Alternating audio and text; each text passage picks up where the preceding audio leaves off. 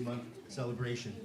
The program is a partnership between the Friends, the Westfield Memorial Library, and the Dr. Martin Luther King Jr. Association of Westfield.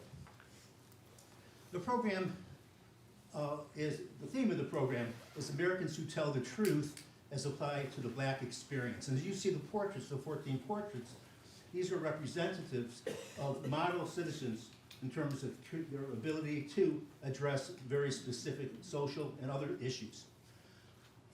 Robert Shetterly, the author and historian, is responsible for generating these and another 270 portraits of people, of citizens, of courageous citizens who have sought out and identified and addressed very specific problems.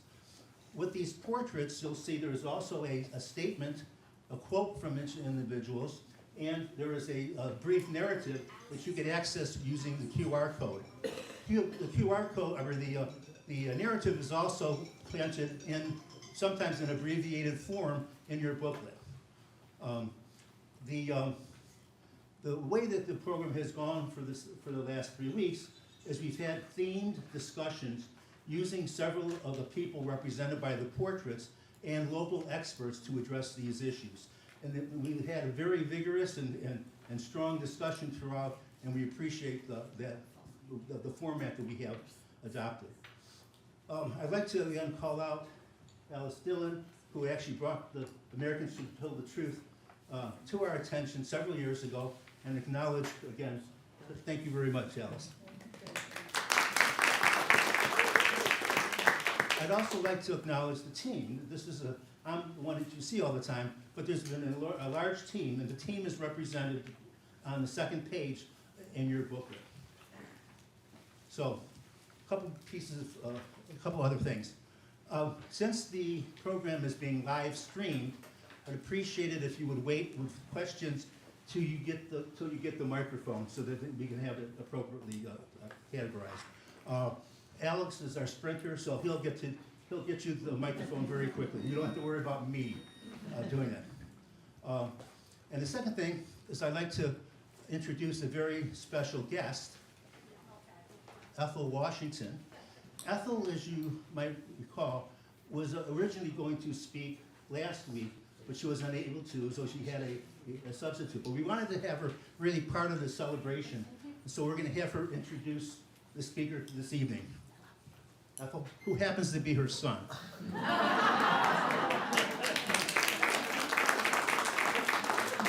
Thank you, Jerry. And thank you to the committee for putting together such a great program. I'm proud to introduce my son Jason, who Is the microphone on? Is the microphone on? Yeah. No. We're Yeah. not, it doesn't sound like it's on. I'm talking about. Can you hear me? It's not on. And also, I'd like to.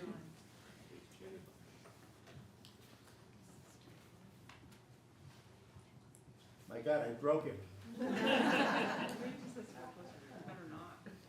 Hello? Hello? Now it is. And I also would like to introduce Jason's dad, Attorney Williamson, Dan Williamson, out from Plainfield. I can't take all the credit. Jason is very modest, I will tell you that, and I'm sure it's nothing more enjoyable than to have your mother standing up here. You'll forgive me, so I'll cut to the chase. And I'll start with basically an overview of Jason's background. Jason joined the center in New York as its executive director in June 2021.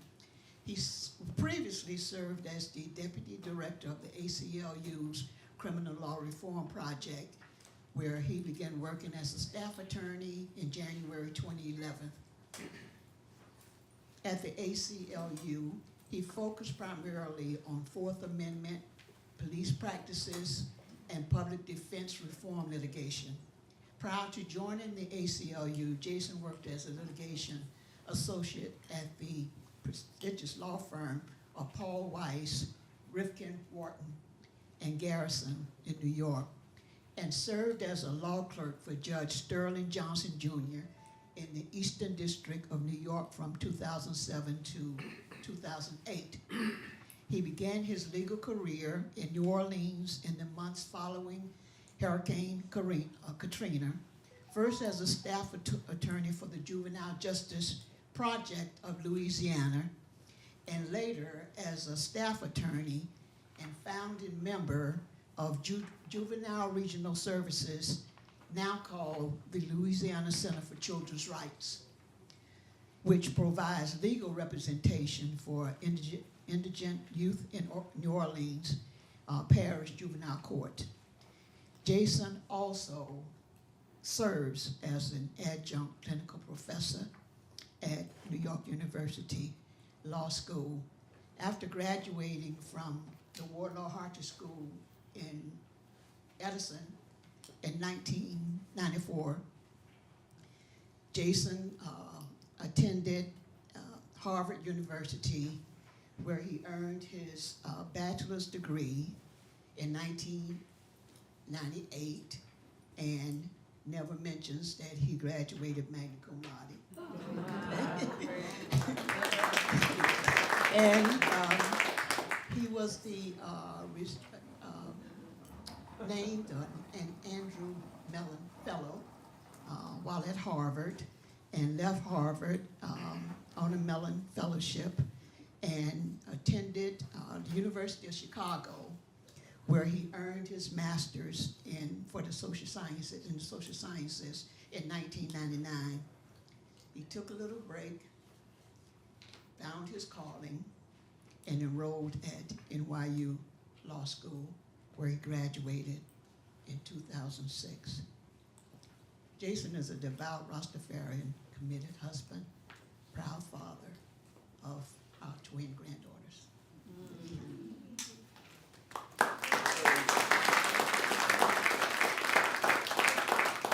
In the remaining 5 minutes that you have. Thank you for that, Mom. And you guys can stop watching me squirm now, and I can move on. Good evening. It is my great pleasure to be with all of you here tonight. Thank you for coming, especially now that the weather's turning around. You could be doing many other things, so I appreciate you being here. And thanks to my mom for the generous introduction, and to my father for being here as well. I appreciate all of the love and support that the two of them have given me through the years.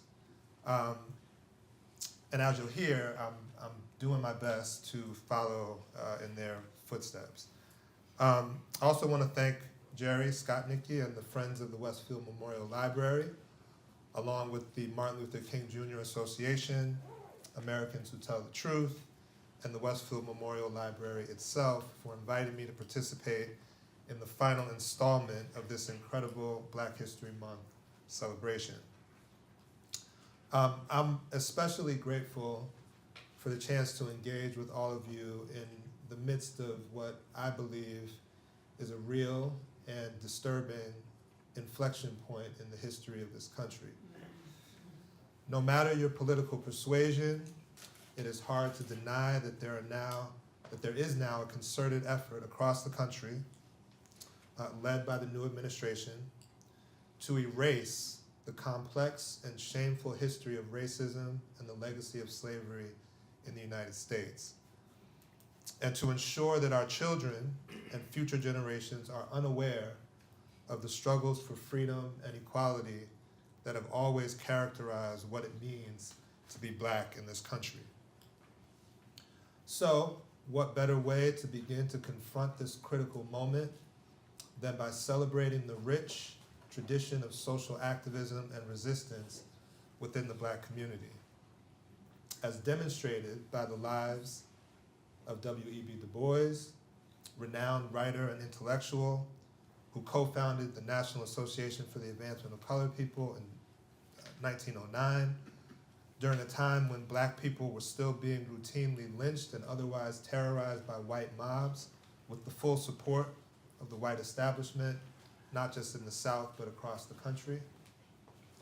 Paul Robeson, an accomplished scholar, elite athlete, extraordinary performer, and the son of a formerly enslaved African who used his unique status as a lawyer and global superstar to lift up the plight of Black people in this country and oppressed people around the world. Stacey Abrams, a longtime Georgia legislator who burst onto the national scene in 2018 as the first Black woman in this country's history to be nominated for governor by a major political party.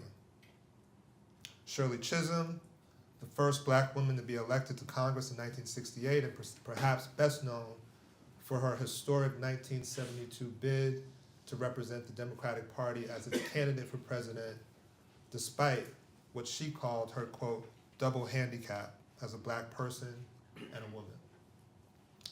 And Fannie Lou Hamer, a true grassroots organizer and activist born in 1917 into a family of sharecroppers in the Mississippi Delta, who came to prominence during the Freedom Summer of 1964 and co-founded the Mississippi Freedom Democratic Party as part of her tireless effort to fight against the disenfranchisement of Black people in her home state and across the South.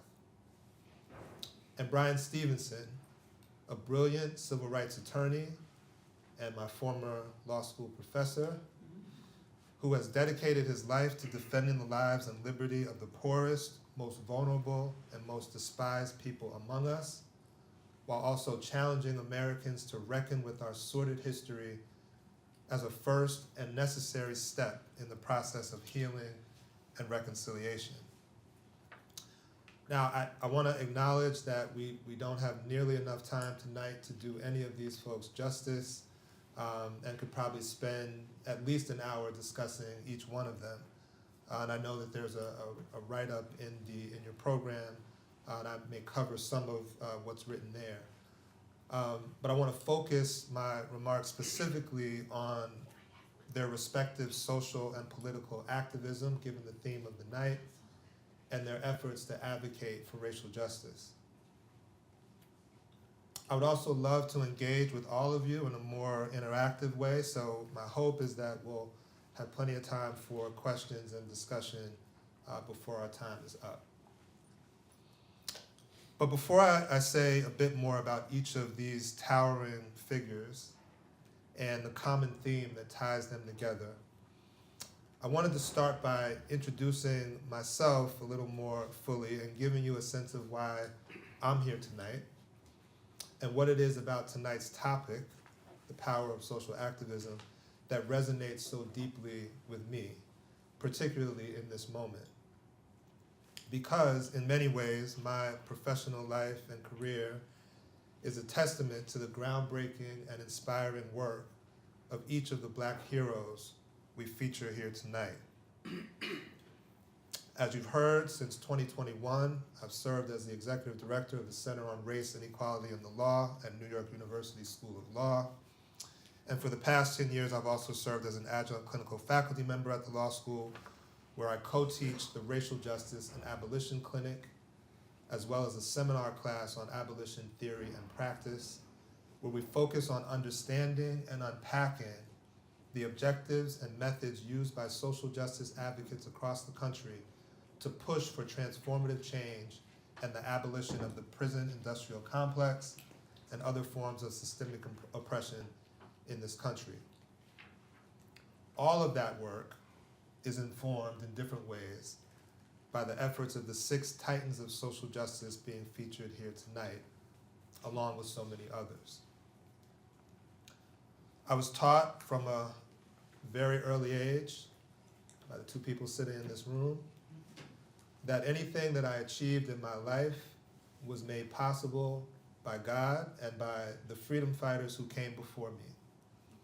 I was always reminded, either implicitly or explicitly, that there's a rich history of activism and resistance among our ancestors, even those who found themselves in bondage, and that because of the sacrifices of those who have come before me, it was my responsibility to stand up for my people, my community, and those who will come after me. As such, I have spent most of my adult working life to advance social and racial justice in some form, with a pit stop at that prestigious law firm in New York where the work was something other than that, but that's a different story. After college, I enrolled in a year-long master's program at the University of Chicago, as you've heard, as part of my grand plan to become an anthropology professor and spend my life traveling the world, studying cultures and communities not my own. But it wasn't long before the ivory tower of academia left me feeling disconnected from the Black and brown communities, including in Chicago, and far removed from the kind of social activism that I always envisioned myself doing.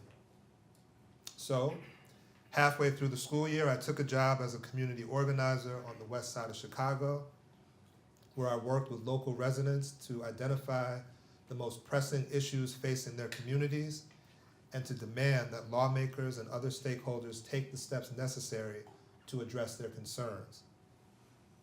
From repairing potholes to replacing broken streetlights to providing services and programming for young people who might otherwise fall victim to the street, I got a firsthand view of the power of community organizing and the importance of empowering Black and brown communities to advocate on their own behalf. When I left Chicago 9 months later, having now received a master's degree that suddenly seemed strangely irrelevant, I was convinced that academia was not where I was supposed to be. And so, a few years later, after another short stint as an organizer in Boston, Massachusetts, and a longer stint as a grant writer for a nonprofit organization in Cambridge, Massachusetts, dedicated to creating a sense of social responsibility among school-aged children, I decided to apply to law school with the goal of using my law degree to serve my community and fight for social and racial justice, much like Paul Robeson, Bryan Stevenson, and many others, who both leveraged their legal education to advance the cause of racial justice, despite the nearly 100 years separating their respective efforts. As I began my law school journey, I soon learned explicitly what I already knew intuitively, that the road to justice would be long, hard, and sometimes dangerous, and that our collective movement for justice would face seemingly impossible odds. The same kind of impossible odds faced by Du Bois, Robeson, Abrams, Chisholm, Hamer, and Stevenson. Nevertheless, my commitment to this work led me to my first legal job working as a public defender in post-Katrina New Orleans, where I represented young people accused of crimes and facing potential incarceration in Louisiana's notorious juvenile prisons. Nearly all of my young clients were Black, poor, and victims of a public school system that was in shambles even before Hurricane Katrina devastated the city. I represented kids charged with anything from drug possession to armed robbery.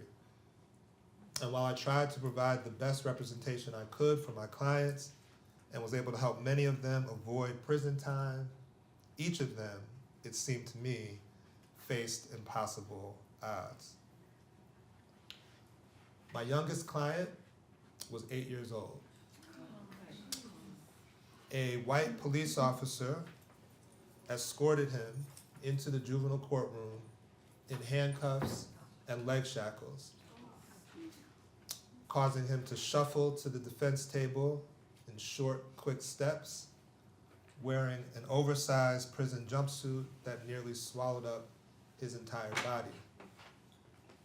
And I couldn't help thinking in that moment that the scene was reminiscent to what I imagined was the way that enslaved Africans were transported to and from the auction block. And what, you might ask, does an 8-year-old have to be accused of in order to warrant this kind of treatment? He was charged with riding and damaging another kid's motorized bike. Handcuffs and shackles. Thankfully, the case was ultimately dismissed, but there was no doubt in my mind that my client would likely be pulled back into the system eventually. After all, the poverty, lack of quality education, and other challenges that landed him in jail in the first place had never been addressed. Sadly, for all those reasons, I had a lot of repeat customers during my short time as a juvenile defender. Kids whose life circumstances not only stood in the way of their ability to thrive, but made it more likely than not that they would end up dead or in prison. Impossible odds. My experience as a public defender in New Orleans eventually led me to my position as an attorney at the ACLU National Office in New York City, where I spent 10 years engaging in civil rights litigation aimed at challenging the underlying inequities that plagued my young clients. These are the same inequities that have led to mass incarceration in this country and to the disproportionate number of Black and brown people who have been ensnared by our criminal legal system. So, in an ode to the work of Fannie Lou Hamer and Brian Stevenson in particular, much of my early work with the ACLU focused on the unique challenges associated with doing racial justice work in the South. As a daughter of the South, Fannie Lou Hamer put her life on the line, quite literally, to ensure that Black people and Black women in particular had a seat at the table.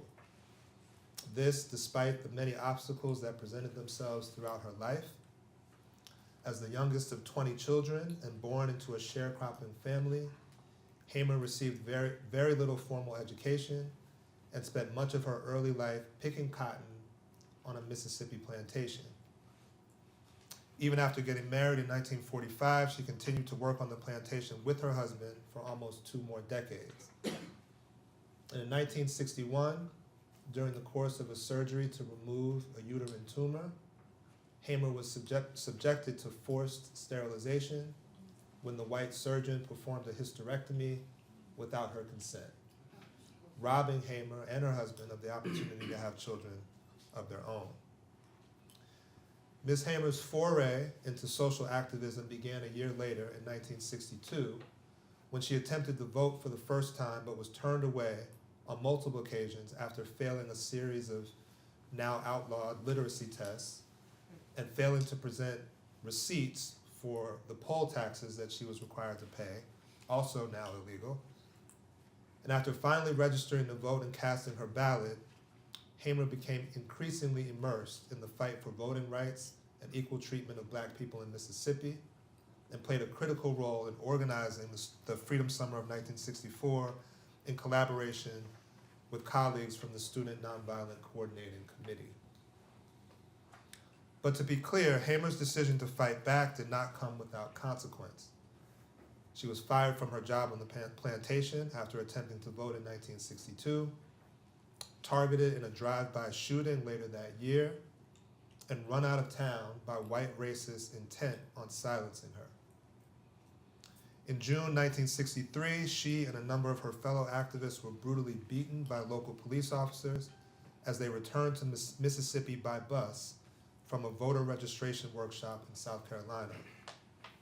Over the course of 3 days, Hamer was beaten repeatedly with batons and other weapons and sexually assaulted by law enforcement officials before being released from custody. Hamer never fully recovered from this incident, physically or emotionally, and yet she continued her work. As she stated in response to the threats on her life, quote, "I guess if I had had any sense, I would have been a little scared. But what was the point of being scared? The only thing they could do was kill me, and it kind of seemed like they've been trying to do that a little bit at a time ever since I could remember." Close quote. Nevertheless, Hamer made national headlines when she testified at the 1964 Democratic National Convention as a member of the Mississippi Freedom Democratic Party, which sought to serve as the official delegation from the state of Mississippi that year. Some speculate that Hamer's testimony was expected to be so powerful, and indeed it was, that President Lyndon B. Johnson scheduled a televised speech at the same time in order to draw attention away from her testimony. After much opposition among white Democrats and the White House, the MFDP was finally seated as part of the state's delegation, and Hamer was elected as a National Party delegate 4 years later in 1972. As one of his final acts in office in January of this year, President Joe Biden awarded Hamer the Presidential Medal of Freedom posthumously in recognition of her tremendous contributions to the civil rights movement and her willingness to speak truth to power. She accomplished all of this for herself and her people in the face of impossible odds.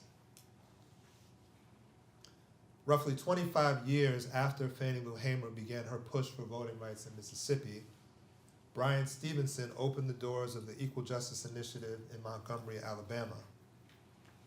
Growing up in a working-class family in rural southern Delaware during the 1960s and 70s, Stevenson may not have faced the same degree of explicit racial discrimination as Fannie Lou Hamer, but he was certainly no stranger to it. He spent his early years attending segregated and under-resourced elementary schools and felt the indignities of race discrimination and the legacy of slavery throughout his childhood, even after the state had been legally desegregated. Despite the circumstances, Stevenson excelled academically and eventually earned his law degree from Harvard Law School, in addition to a master's degree in public policy from the Harvard Kennedy School of Government in 1985. But it was his work in the Deep South following graduation that brought him to national prominence and that inspired so much of my early work at the ACLU. As the inaugural director of the Equal Justice Initiative, known as EJI, he represented mostly poor black people who had been condemned to die on Alabama's death row.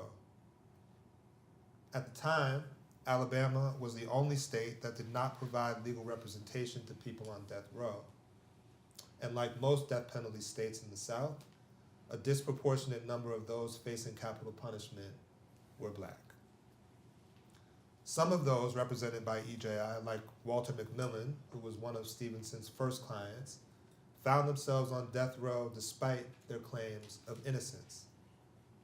As a result of Stevenson's years-long advocacy, during which he exposed fatal flaws and lies in the government's case, Mr. McMillan was exonerated and released from prison in 1993. But many of Stevenson's clients were, in fact, guilty as charged and had been convicted of violent, even heinous crimes. But as Professor Stevenson often reminded us as law students, we should never judge a person based on the worst thing they've ever done. If any one of us were to be held to that standard, we would all be in serious trouble. Moreover, he taught us that societies, including ours, should not be judged based on how we treat the rich, the popular, and the highly favored, but rather how we treat the poor, the despised, the dispossessed, and the least favored among us. Whether or not we are willing to treat the latter with respect and dignity is the true measure of our collective character. And so, Stevenson focused on humanizing his clients and imploring prosecutors, judges, and the general public to have compassion, even for those who have committed terrible crimes. And while he did not excuse his clients' actions, he did his best to put those actions into proper context. Remarkably, Bryan Stevenson has not only been able to spare the lives of countless individual clients, his courtroom advocacy led to significant restrictions in the imposition of the death penalty and other harsh punishments in Alabama and across the country, particularly as it relates to children and those struggling with mental illness. Among other efforts, he argued a series of cases before the United States Supreme Court that led to the prohibition of the death penalty in 2005 for those who committed their crimes of conviction as children. And in 2012, he convinced the court to rule that sentences of mandatory life without parole were unconstitutional as applied to children. This in a country that incarcerates more children than anywhere in the world. Impossible odds. Then, in 2018, in an effort to call attention to the still unhealed wounds of racism and racial violence in this country, EJI, under Stevenson's leadership, opened the National Memorial for Peace and Justice, as well as the affiliated Legacy Museum in Montgomery. The purpose of the memorial and the museum is to remind the world of the nearly 4,000 Black people who were lynched across the South between 1877 and 1950. And those are just the ones that are documented.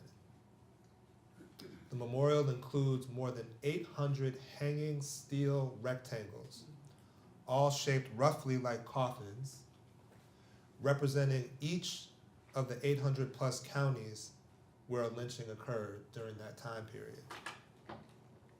But perhaps more importantly, the memorial challenges county officials to acknowledge the lynchings that occurred in their jurisdictions and to publicly display those rectangles in their counties to ensure that no one forgets the racial terrorism that gripped the South during this shameful period of our history.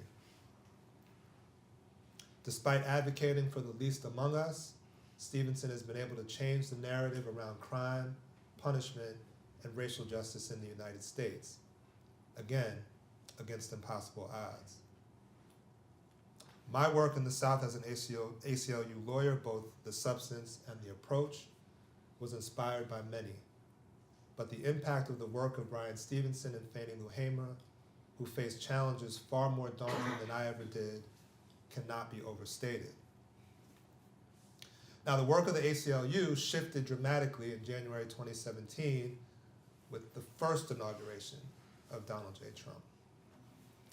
As some of you may recall, the organization famously vowed to meet President Trump in court and then spent the better part of the next 4 years doing just that, challenging the infamous Muslim ban and a host of other Trump administration policies and practices. But it had already become clear that it was going to take more than a series of lawsuits to stem the tide. Particularly in light of the Supreme Court's evisceration of the Voting Rights Act in 2013, the ACLU began to pay more attention to electoral politics, recognizing that sustainable change would only come with a significant change in our country's political leadership, not just at the federal level, but at the local and state level as well. And of course, any discussion of transformative electoral politics would be incomplete without acknowledging the outsized contributions of two legendary Black women, Shirley Chisholm and Stacey Abrams.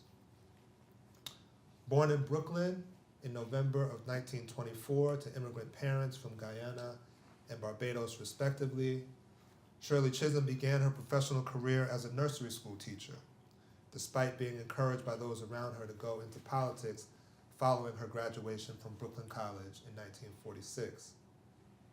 Instead, Chisholm spent the next 18 years establishing her expertise in early childhood education, earning a master's degree in the field from Columbia University, and serving as a consultant to what was then known as the New York City Division of Daycare. But in 1964, she became just the second African-American woman to be elected to the New York State Legislature. And 4 years later, in 1968, as the civil rights movement reeled from the assassination of Dr. Martin Luther King Jr., Chisholm won a seat in Congress, becoming the first Black woman in the country's history to achieve that feat. Over the course of her 7 terms in Congress, Chisholm made her presence felt. Known affectionately as Fighting Shirley, Chisholm introduced upwards of 50 pieces of legislation and used her position to fight for racial and gender equity, bring attention to the plight of the poor and working class Black communities in New York and beyond, and to advocate for the end of the Vietnam War. Most notably, of course, Shirley Chisholm made an historic run for the Democratic nomination for President of the United States in 1972, and in the process inspired millions of loyal followers around the country, Black, brown, and otherwise. Not surprisingly, Chisholm's political aspirations led to rampant racial and gender discrimination, including her exclusion from televised primary debates and, unfortunately, opposition from the predominantly male Congressional Black Caucus. Nevertheless, Chisholm managed to secure 10% of the Democratic delegate votes, far surpassing expectations and paving the way for the many Black and female political candidates who would follow her. After retiring from politics in 1983, Chisholm noted that more than anything else, she wanted, quote, to be remembered as a woman who dared to be a catalyst of change. And indeed she was, against impossible odds. In fact, I would venture to say that it was due, at least in part, to the boldness and bravery of Shirley Chisholm that we witnessed the emergence of Stacey Abrams decades later at another critical moment in our political history.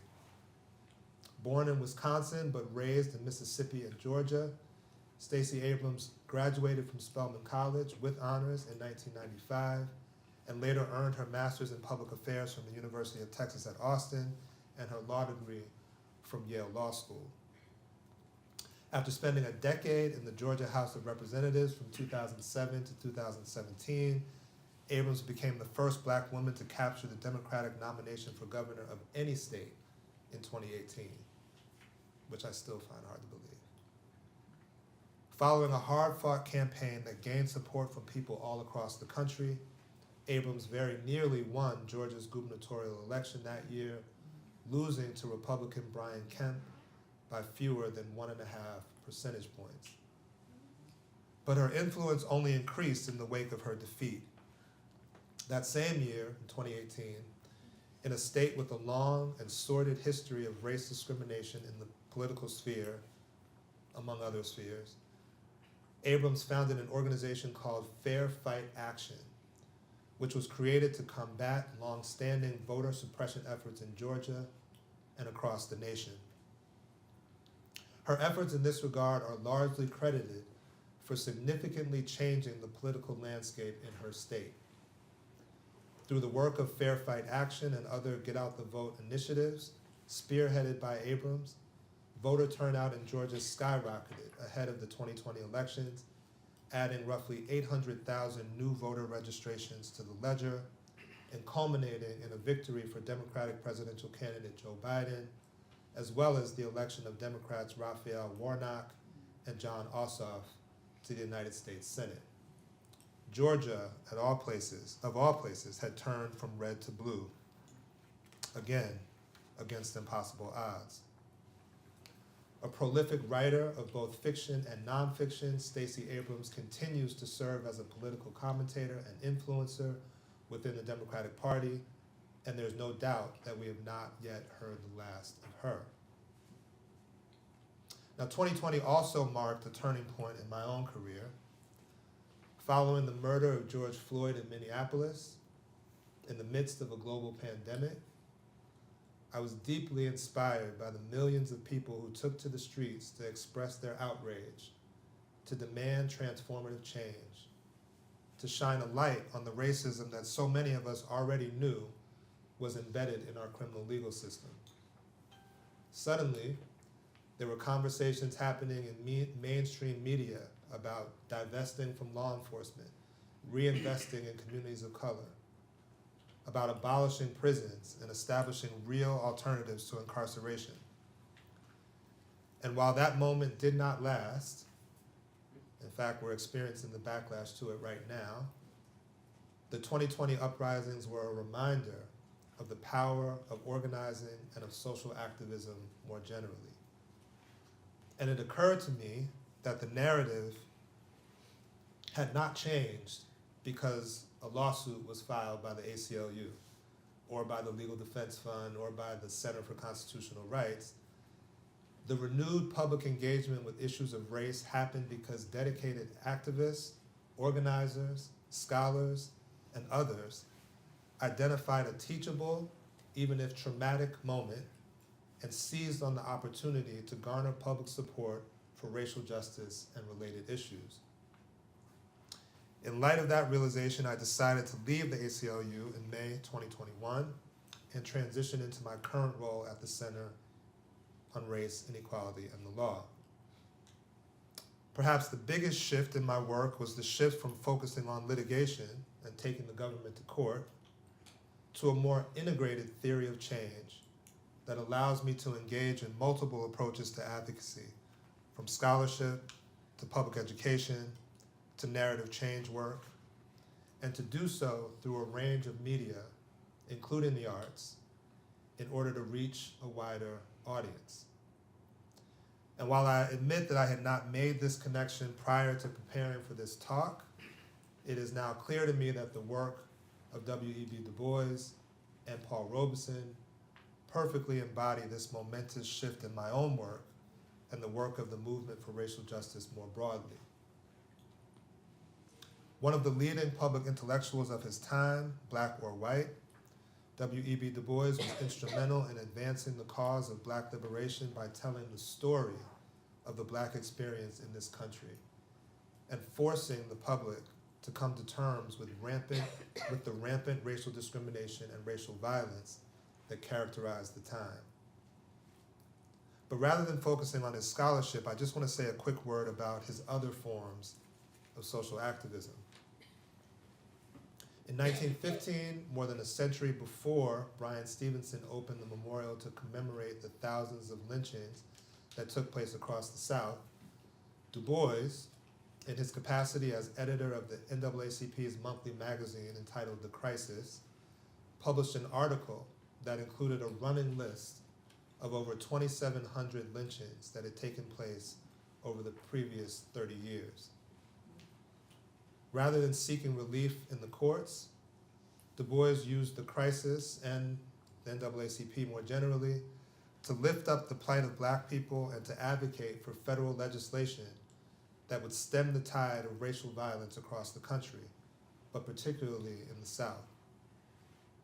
His efforts, along with those of his colleagues, turned the organization into a leading voice in the fight for racial justice, and by 1920, readership for the crisis had reached 100,000, and membership in the organization had increased significantly, demonstrating the effectiveness of using the written word to educate the public and mobilize support for even an unpopular cause in a country where racial violence had become commonplace, even against seemingly impossible odds.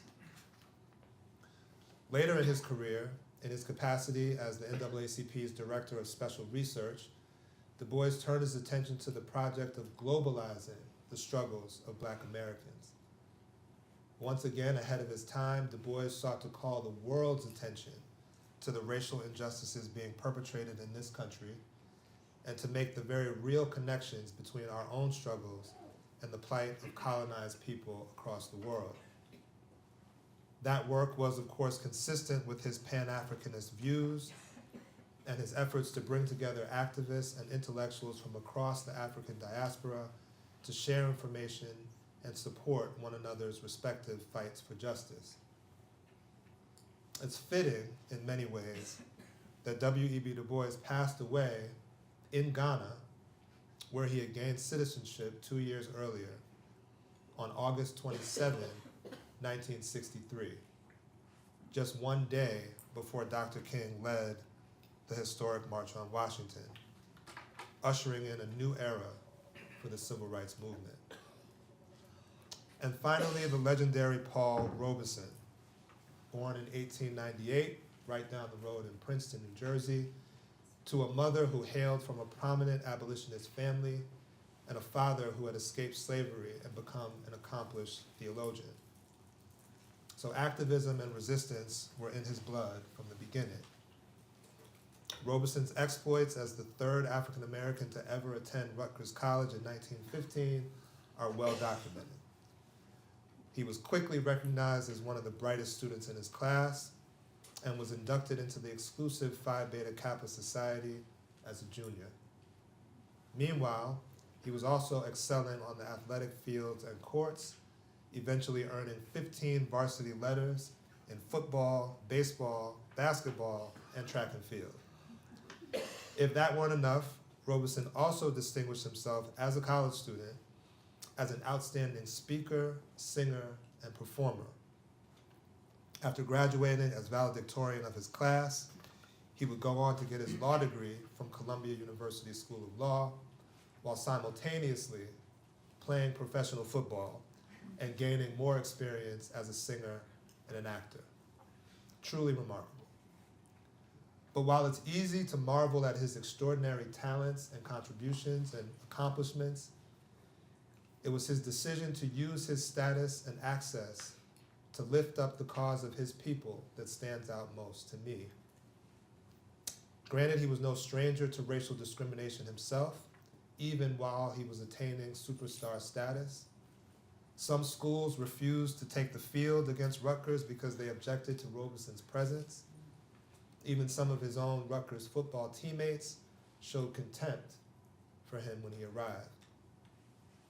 But he still could have used that status to remain above the fray.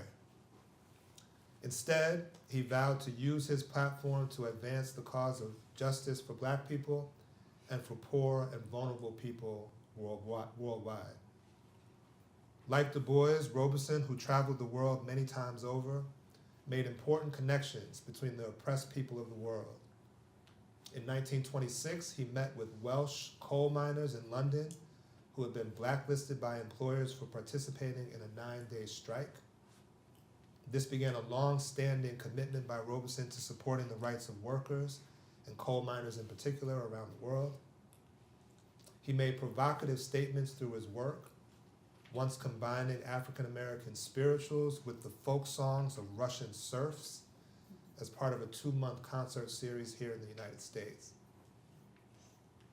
In 1936, in response to the start of the Spanish Civil War, Robeson began to speak out during concerts and other public appearances in support of the anti-fascist forces and to raise money for those impacted by the war.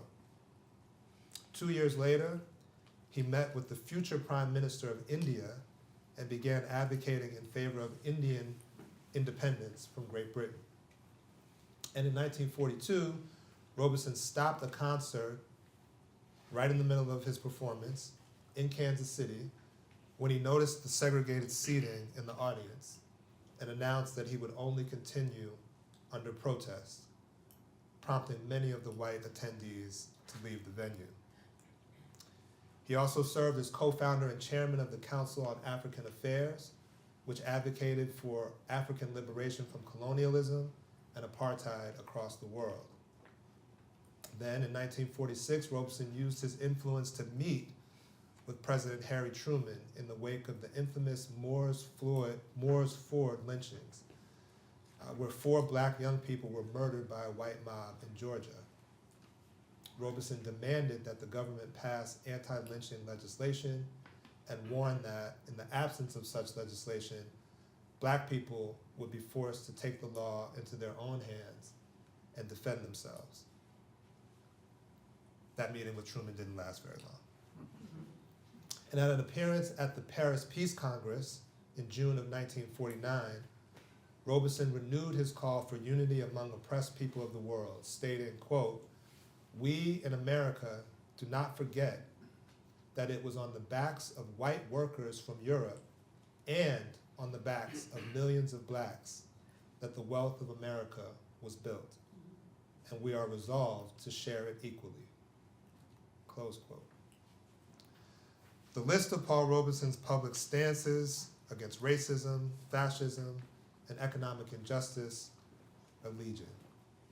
Needless to say, his public advocacy for racial and economic justice was met with threats of violence, being blacklisted from certain venues, and even the State Department's refusal to renew his passport at one point. And yet, he persisted against impossible odds. And so, in 2025, as we face an onslaught of attacks from the federal government on efforts to achieve or even discuss racial justice and equity, As the backlash against so-called woke culture appears to be gaining steam, and as the forces of tyranny here and abroad attempt to rewrite history and rob us of hope in this moment, let us not forget the freedom fighters who came before us, those who, in the face of seemingly impossible odds, stood up, spoke up, and pressed on. And if they can do it, then so can we. Thank you.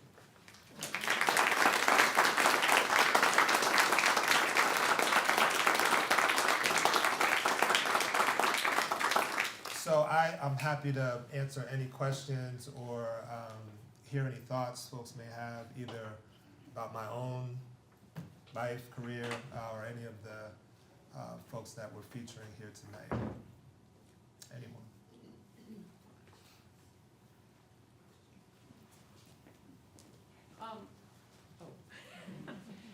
All that has happened in the past, is it on? Sorry.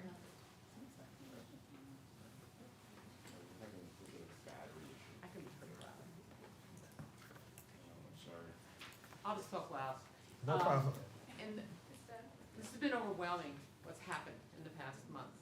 And actually at the first meeting, I asked this question, but it probably wasn't the right person to be speaking to at that time. Though that was an excellent lecture. What do we do now? What can we do locally? Who do we work with? How do we stop what's happening, or at least get started on stopping and stand up for other people? Where would you start? It's a great question. I wish I could tell you I have a foolproof answer for you.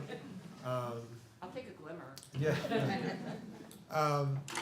I think broadly speaking, we need to be in the street. I think, some of you may be aware of the economic boycott here that's coming up on the 28th, and I think that's, to my mind, a precursor to the kind of collective action we need to take in order to get people's attention. I think the good news, as part of the bad news, is that things have gotten so out of control that everyone is being affected, whether you voted for Donald Trump or not. You may have seen in the news just in the last couple of days, Republicans are facing very angry constituents around the country. And I think it's going to require a coalition of maybe strange bedfellows, which is to say, we're not going to get it done by just having a bunch of liberals and progressives or Democrats in the street arguing for better treatment. This is going to require working across not just the political aisle, but just across cultures, across perspectives, and getting people to understand that we have more in common than we have differences. And I think our history demonstrates that the thing that the powers that be in this country fear most is cross-racial, cross-class sort of collaboration. Whenever there's been a hint that such things are starting to happen, they step in and try to make sure it doesn't. So that says to me, that's where we need to start. And I think part of that is gonna mean engaging with people that we might not agree with on everything, engaging with people who have very different politics from our own, but understanding that we're all human beings who are going through a difficult time right now, and the folks who are running the government are in the extreme minority, and we need to remind them of that. Thank you.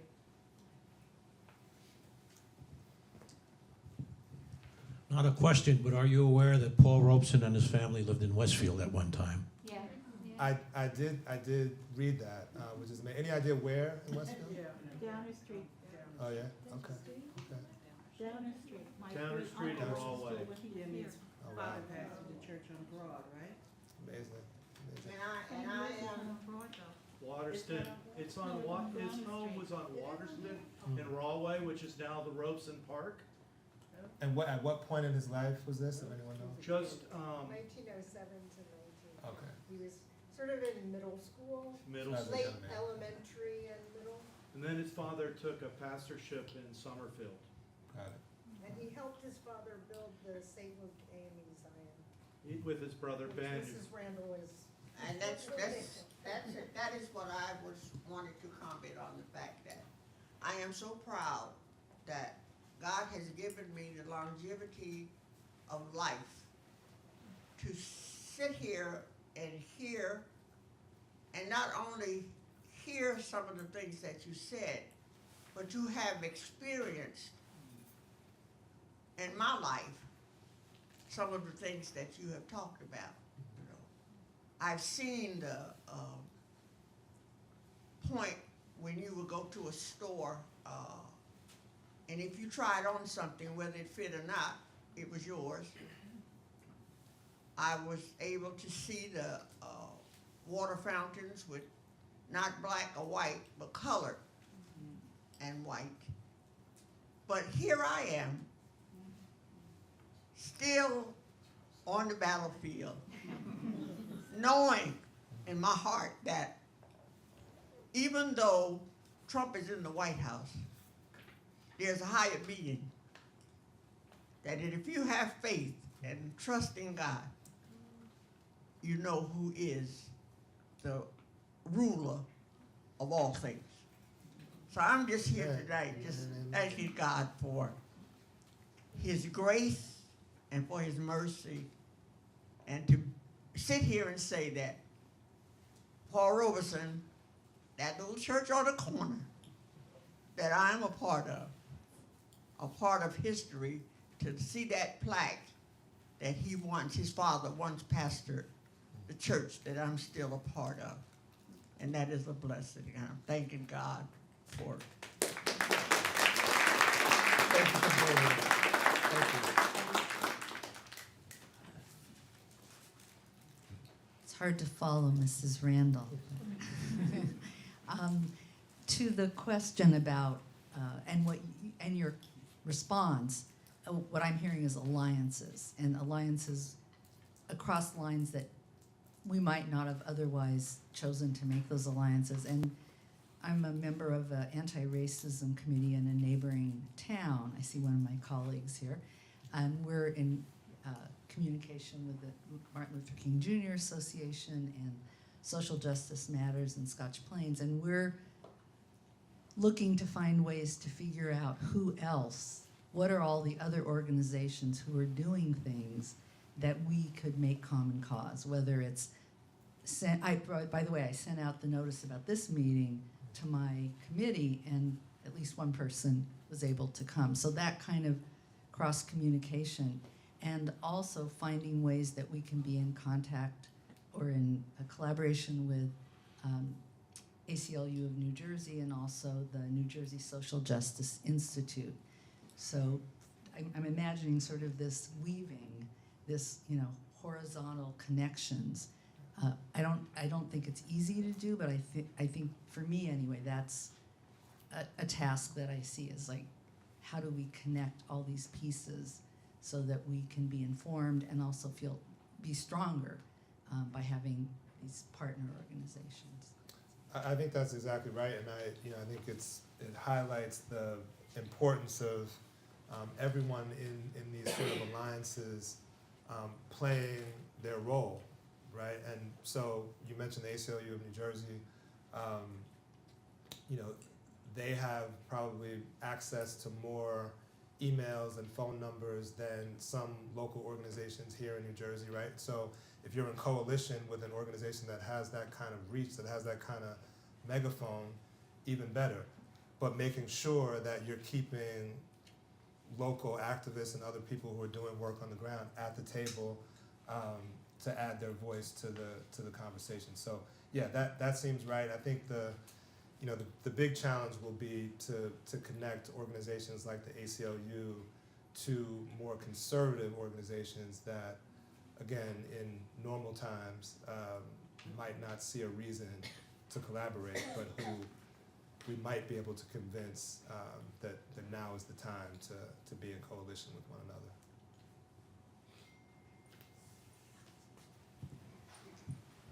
Hello. Thank you for being here tonight, and thank you to everyone for being here tonight. I have a few thoughts.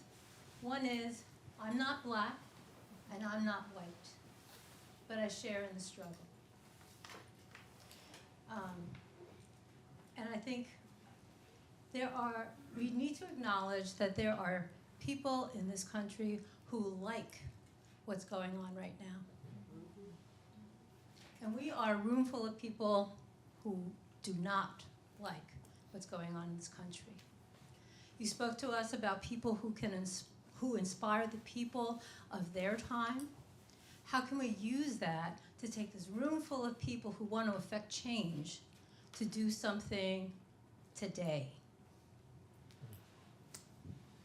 Yeah, I think despite the fact that a lot of this is coming, or all of it really, is emanating from the federal government, I still think that all politics are local in a lot of ways, and I think making our voices heard to our local representatives, state representatives, representatives in Congress, in the Senate, is important, and it can't be kind of a one-time deal. There needs to be a sustained effort to make sure that folks know that we're unhappy. And you're right, there are a bunch of folks in this country who like what's going on, at least for now. But I think it won't be long before even some of those folks are going to start to say, wait a second, this is not what I voted for. So I would like to think that we could convince people just based on moral authority to do the right thing and to treat people with dignity and respect and so on. But I think we might have to settle for finding where our interests converge and where people feel it in their own lives. So whatever their motivation is for coming to the table, even if they hate me, don't want to look at me, but if we have a shared interest in doing something to counter what's happening right now, then we can have a conversation. Because otherwise, I think we may be waiting quite a while to turn the tide. But I appreciate you being here. I have a question about, people have said that, they're not surprised, but the things that were happening were kind of said they were going to happen. So it's almost like, how do we get here? Like, I've read history and I thought, oh, that was a long time ago. Those bad people were all dead and gone. I never thought in my lifetime I'd live in a time where, like, things are being threatened and people are going to lose their jobs and grants are going to go away. And it's like, what time is this? Is this 2025? Yeah. I thought it would be like a long time ago. I would never in my lifetime ever see this. So kind of how do we get here, and how do we kind of build bridges with people who, like you talked about, not just people that are like us, but have kind of bought into this, and now it's like in 2 months it's kind of all falling apart. Yeah. So that's my question. How do we kind of get here, and how do we kind of build bridges with people who were all for this? You're right, it is 2020, it's Project 2025, in fact. As I've said to my mom many times, who is a connoisseur of the news and politics, I think, sadly, people in this country are not paying attention. I'm always shocked when I hear, they start doing polls as we get closer and closer to the election, and they're interviewing people in October who are like, yeah, I really haven't been watching. I don't know, I'm gonna decide in the next couple of weeks. So I think part of the problem, part of how we got here, is that we are not a society that encourages one another, let alone our children, to think critically, to pay attention to politics in a way that connects what people are saying to our day-to-day lives. And so I think that as hard as it may be to believe, there are a lot of people who didn't hear it because you're right, none of this should be a surprise because they laid it all out, Yeah, it right? was laid out. But there were a lot of people who weren't listening, unfortunately. What were they listening to? Well, the Fox News, maybe, I don't know. Or they were listening but didn't quite understand the implications. I mean, the number of even Republican lawmakers who are now like, oh, I didn't know you meant farmers in Kansas. I didn't know you meant this was gonna affect people in my state, right? Which again is hard to believe. But they're responding to people feeling it in a way that they were not expecting. And I do think there's, if you are someone who is getting your news from social media in, kind of short sound bites, it's difficult, it's easy to miss the nuance of what's happening, and to miss the implications of what politicians are saying, whether it's in a debate or in a convention speech or whatever it is. And how do we, I think the second part of your question was, how do we work with people confront that are that? now, some of these people are impacted. So Right. now their jobs are at risk, this is at risk, and they're like, what did I? Yeah, and Now they want to work with you, now like, we gotta, well, you kind of. For sure. The milk is on the floor now. For one thing, I think we have to resist the temptation of saying, I told you so, and like, what are you complaining about now? You voted for this, right? Which that's a problem I have. But I think it's about, without being condescending, educating people and bringing them up to speed on things that they should have been aware of already, explaining why things are happening the way they are, and explaining that the only way out of it is for us to connect with one another. I don't see the other side offering any solutions to those folks. They're already in office doing what they think they have a mandate to do. So I think it's going to require dialogue, and again, that's not to say that people are going to want to hear it, at least not at first.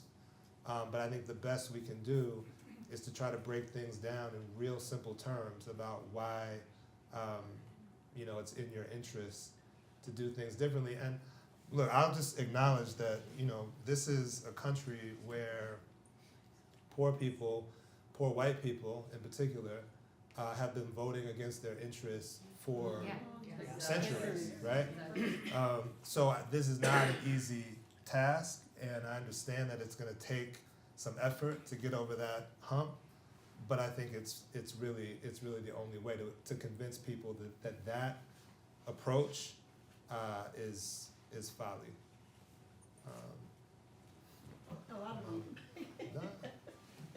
We need it for the last one. Hi, well, the question I have is, what would that common ground look like? I mean, because I can pay for eggs, and let alone houses and cars and things like that.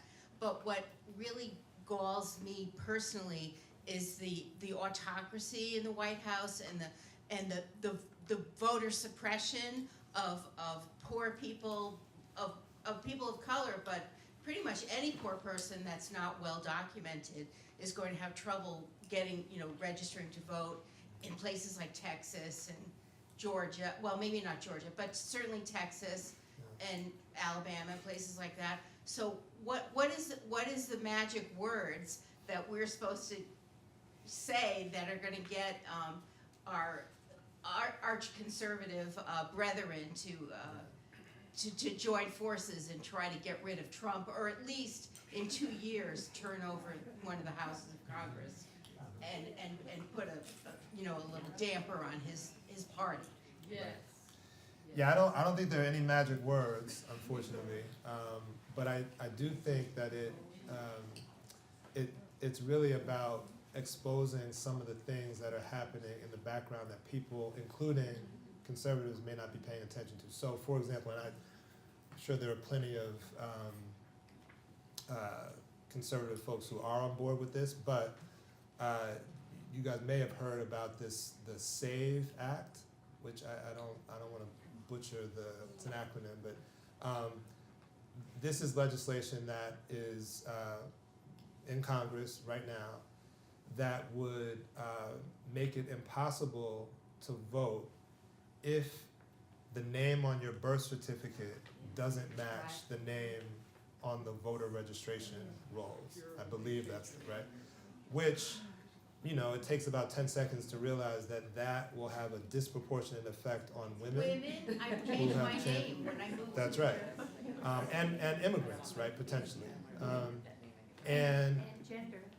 that's right, and trans folks and people who don't necessarily identify as male or female, and who change their name along the way, right? This is an obvious attempt to disenfranchise the American people, and it is not lost, of course, on conservatives that Democrats tend to have more women voting for them, right? And when you have an administration that's being led by, right, if you have an administration that's being led by mostly white men, you have a hard road to climb unless you can somehow stop a bunch of women from voting. Now, of course, this is not how they're talking about it, right? But this is how we need to be talking about it and alerting people to what's happening. And it, you know, and I also think some of this is really about figuring out how people are experiencing what's happening in their day-to-day lives, whether that's at the grocery store or on their job, or just generally being kind of worried about what's happening in this country. And I also think, you know, and I don't, maybe I'm more sensitive than others given my training as a lawyer to this, but the fact that there seems to be zero respect for the rule of law at this point is, I mean, beyond disturbing. And again, whatever your political persuasion may be, I'm not sure how you can have confidence in a democracy where some people get to decide what rules to follow and what rules not to follow, including people that were never elected. So I think these are things that, you know, we just have to speak plainly about, and in that way kind of meet people where they are. I know we're probably running out of time, but I do have a question, which of course I have questioned you about, or complained about. First of all, if you look at the audience, I only see a couple of people that might be under 40, I'm not sure, but I just find it so interesting. I know that this was advertised, but I think it has become a real issue in terms of what we have been doing as grandparents and parents, teaching and trying to encourage social activism on the part of the schools are not doing it. I mean, because, you know, just like, why wouldn't there be younger people here, starting with your generation, and going backward, going down. One of the things I have mentioned to you in the past is how we haven't been passing the baton to the next generation. You know, we're getting older and older, and the thought of marching anywhere for me, you know. But I just like, you're the father of twin 18-year-olds, and maybe you can share just a little with us of some of the things that, I know what I tried to do with you, but maybe you can talk to us about that. Yeah, no, I appreciate the question. It's a tough one to answer. I think I wouldn't write off the younger generation at this point. I think in some ways they are even more willing to stand up for things that they believe in. Now, the things that they believe in are a whole other thing, but if we can get them to engage in these conversations, I think we have hope. I mean, part of why the 2020 uprisings, to me, were so inspiring is that, right, it wasn't older people who were in the streets all over the country. There were some, but it was mostly 20-year-olds, 30-year-olds and teenagers who decided to make their voices heard. I mean, you know, I'll say, just as a point of encouragement, you know, part of why I've continued to teach my clinic and my seminar at NYU is that I'm energized by the law students and the young people that are in my class. And the fact that a clinic dedicated to racial justice and abolition consistently draws a lot of students who want to figure out how to use their law degree for good, how to use it to organize folks to push back against all of this. Now, a lot of those students are in the minority, even at NYU Law School, but they're there, and they're willing, I think, to put their lives and careers on the line in ways that some of us may not be. One example, you know, our center is based at NYU Law School, as I've mentioned, and because of that, there are some implications to the fact that we're connected to the law school, which is to say, you know, if we make a public statement about something,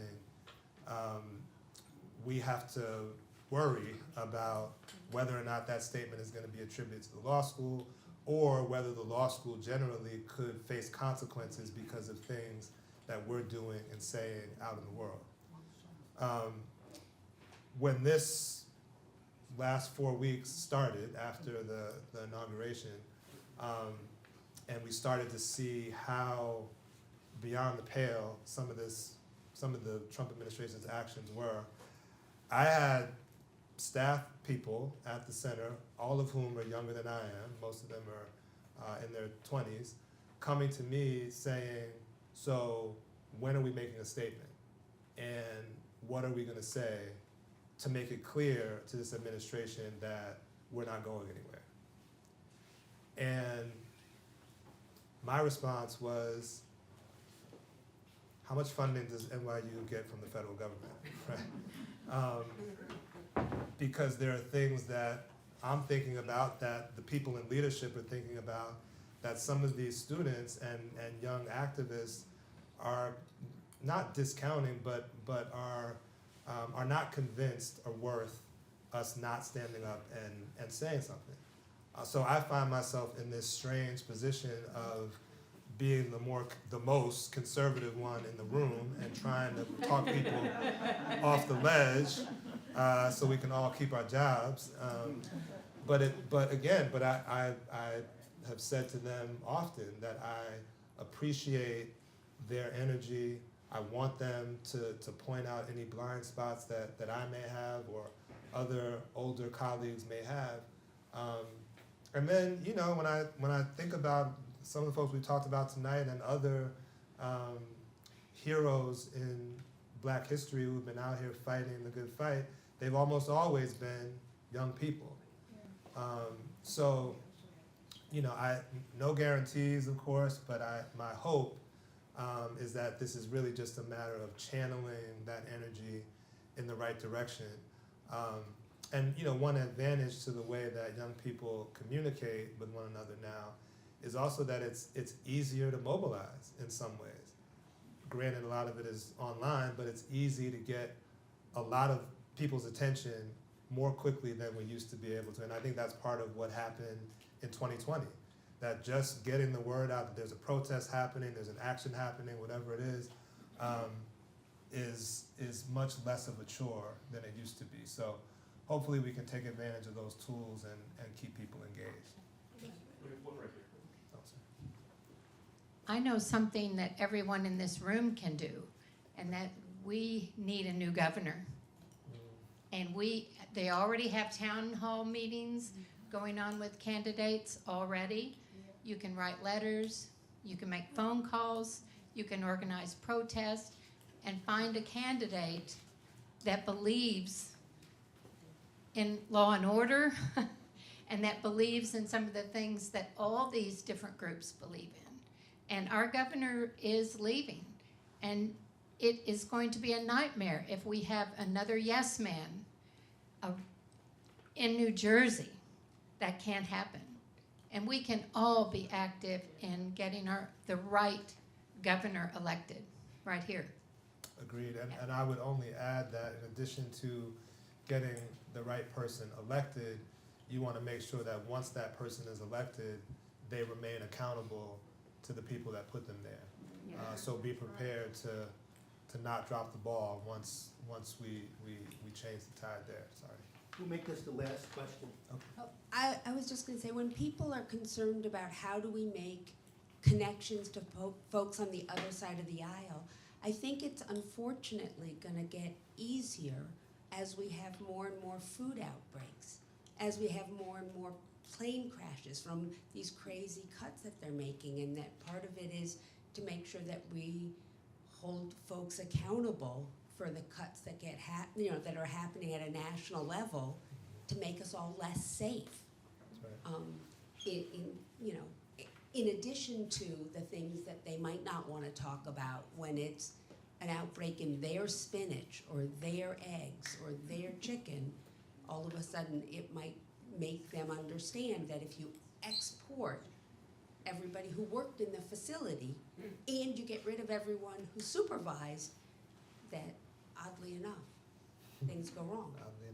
That's right, and I think there's value in pointing out to people that, as someone mentioned earlier, all of this was in black and white. I mean, they were saying in the run-up to the election, Elon Musk, J.D. Vance, there's going to be some pain, right? There's going to be we're going to have to go through some stuff, but don't worry, it'll all be worth it because we'll be so much more efficient as a government. So, right, I mean, I think we have to point it out to people and make them know this was always the plan, unfortunately. I see a hand up back there. Yeah, just a very quick one, I promise. You mentioned earlier something about an economic boycott or something at the end of the month.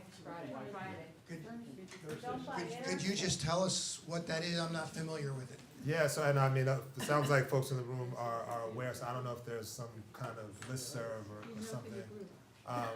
But it's basically, it's a call to not spend any money or resources for a full 24-hour period starting at midnight on the 27th, Thursday, and all day on Friday, the 28th.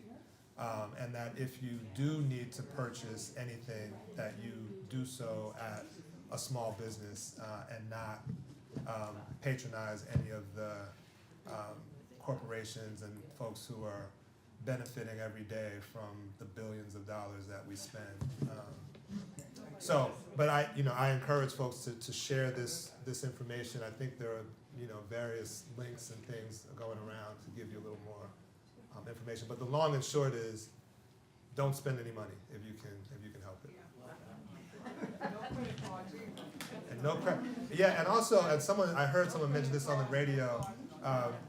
Right, so no credit cards, no debit cards, none of that. Also, don't boycott and then double buy the next day, right? That defeats the purpose. We need to hit people in the pocketbook. Please join me in thanking Jason for a great talk and discussion. I just have two announcements to make. On behalf of the Friends of the Westfield Memorial Library, the Dr. Martin Luther King Jr. Association, and the library itself, we appreciate your attendance, and we particularly thank you for your enthusiastic participation. The audience, some of you have been here each time. And especially we'd like to thank the speakers. All four speakers have been different and have been excellent. I hope you all agree with that. We started this program on February 1st with 14 Americans who tell the truth as depicted by the portraits, the people behind the portraits. And then thank you, and with the four speakers who have really brought to life all of these people, we had the benefit of all month having the 14 Americans who tell the truth. But after the speakers, we now have 18 Americans who tell the truth.